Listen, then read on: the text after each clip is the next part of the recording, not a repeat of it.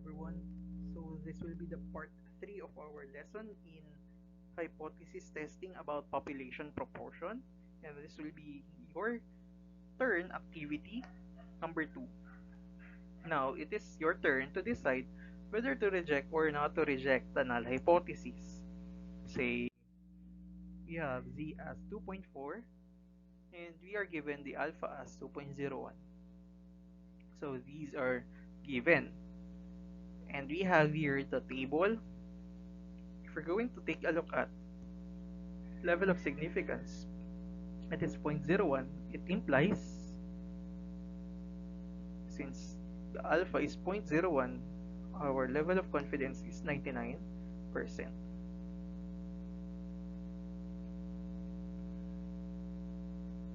Okay, so the critical value of z will be 2.576. Okay, now let us compare 2.4 and 2.576. Do you have any guess if it is it greater than or is it less than? You have 5 seconds to think. Now, if we're going to compare, obviously it is less than. Therefore, our decision will be an idea. Okay, that will be do not reject the null hypothesis or hypothesis, since our computed value of z is less than the critical value of z. Okay, let us go back to our first situation. At first, Naomi believed that there are equal number of male and female cats. So that is her hypothesis, that the number of male cats or the proportion of male cats is 0.5 and the proportion of female cats is also 0.5.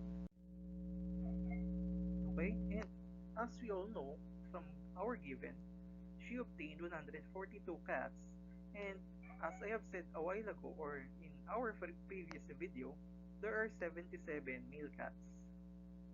Okay, and as we compute for the population or sample proportion rather, 77 divided by 142, and it will be 0.5422. So, would the data that she gathered supports her initial belief? Let us now perform a hypothesis testing on population proportion. First, these are the steps.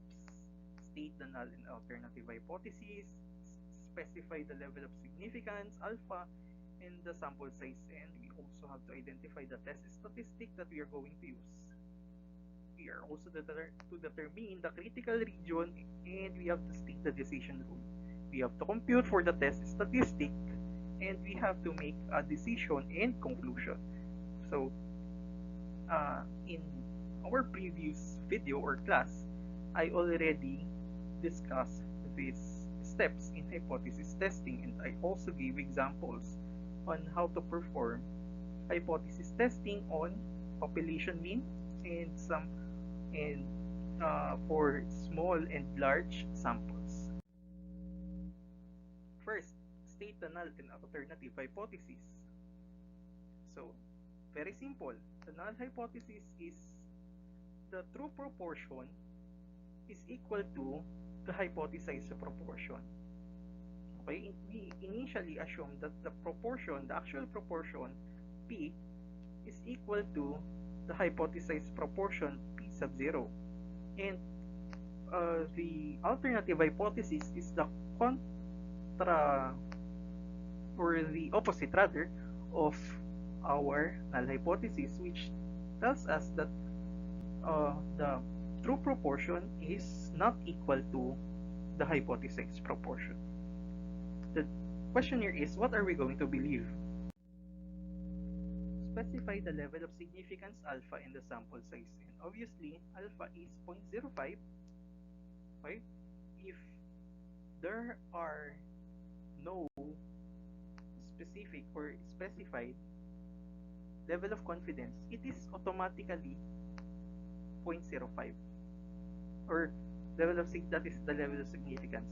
The level of confidence will be automatically 95%. and our n is 142. So the test statistic, this will be our formula.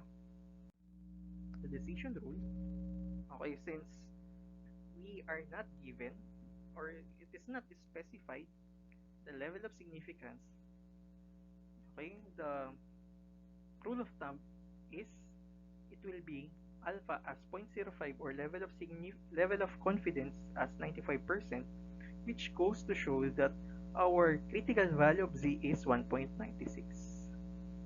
Okay, so our decision rule will be we are going to reject the null hypothesis if the computed or the absolute value of computed z is greater than or equal to 1.96. Otherwise, if the computed or the absolute value of computed z is less than 1.96, we are not going to reject the null hypothesis.